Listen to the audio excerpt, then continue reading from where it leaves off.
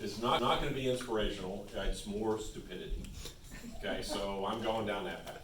So I had the privilege of 1990 to 95, I lived in Natick, Alaska. And my wife, we moved from wherever we were, it doesn't matter, up to Alaska. She had managed the carriage room in Boiling Springs, down in the carriage room.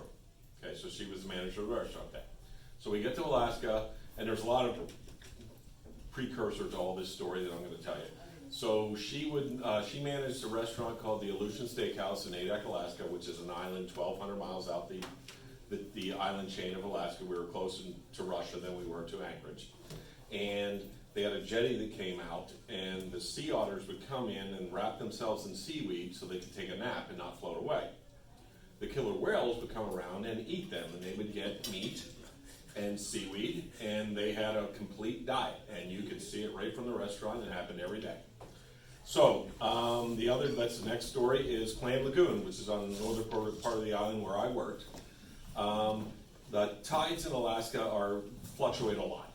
So Clam Lagoon during high tide would be 12 feet, and during low tide would be less than 0.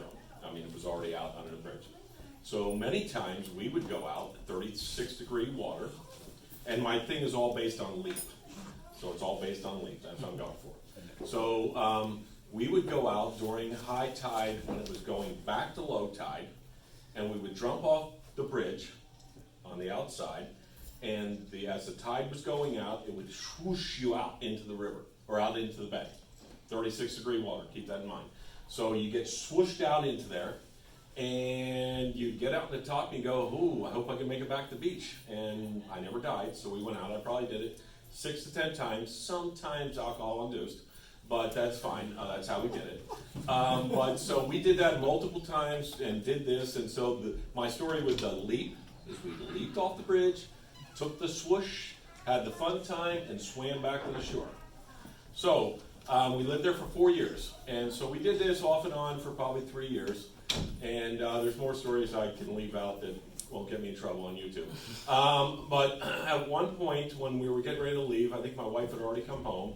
I was driving by Clam Lagoon Bridge, and I saw a whole pod of killer whales eating all the sea otters that swooshed down under the bridge, just like me. And I went, oh, I'm glad I didn't die. That's my story.